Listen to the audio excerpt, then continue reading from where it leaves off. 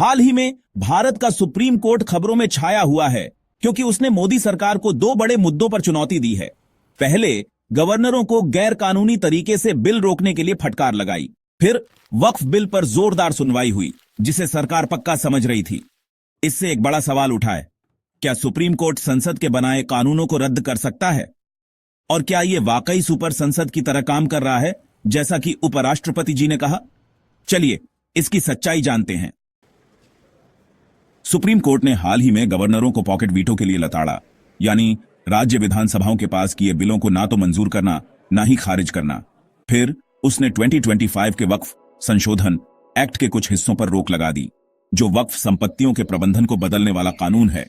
उपराष्ट्रपति जगदीप धनखड़ जैसे आलोचक कहते हैं कि कोर्ट हद से ज्यादा दखल दे रहा है, जैसे वो संसद से ऊपर हो। लेकिन क्या यह सच है? आइए तथ्यों को समझें। पहला सवाल, क्या सुप्रीम कोर्ट संसद के कानून रद्द कर सकता है? जवाब है हां, कर सकता है, लेकिन इसमें एक शर्त है। सुप्रीम कोर्ट को न्यायिक समीक्षा का अधिकार है जो संविधान से मिलता है।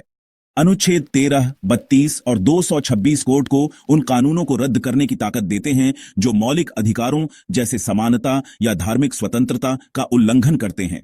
साथ ही 1973 के केशवानंद भारतीय मामले से निकला बेसिक स्ट्रक्चर सिद्धांत कहता है कि संसद संविधान के मूल ढांचे जैसे लोकतंत्र या संघवाद को नहीं बदल सकती।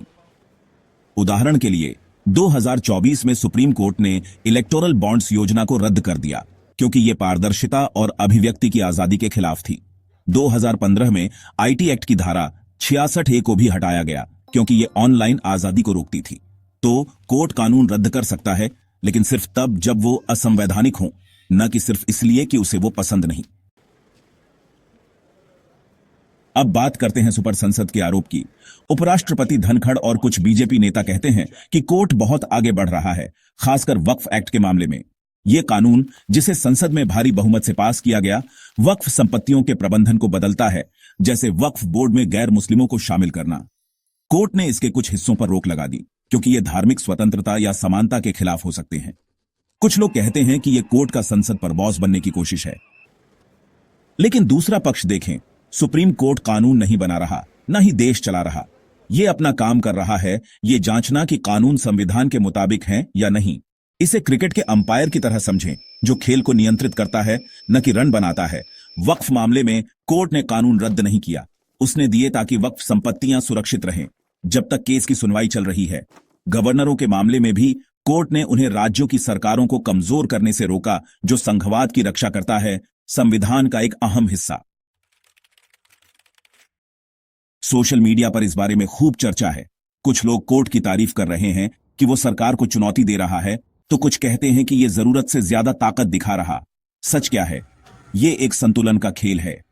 कोर्ट को संसद और सरकार की जांच करनी है, लेकिन उसे अपनी सीमा में भी रहना है ताकि ऐसा न लगे कि वो कानून बना रहा।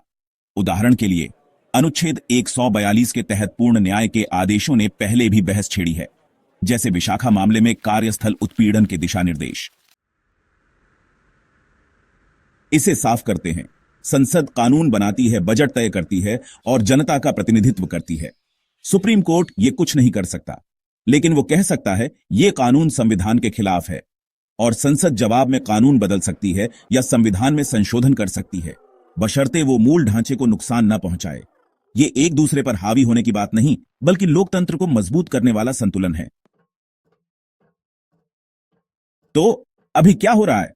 वक्फ संशोधन एक्ट की जांच चल रही है और कोर्ट 5 मई 2025 को इस पर फिर सुनवाई करेगा। असदुद्दीन ओवैसी जैसे आलोचक कहते हैं कि यह कानून मुस्लिमों के खिलाफ भेदभाव करता है, जबकि सरकार इसे पारदर्शिता का कदम बताती है।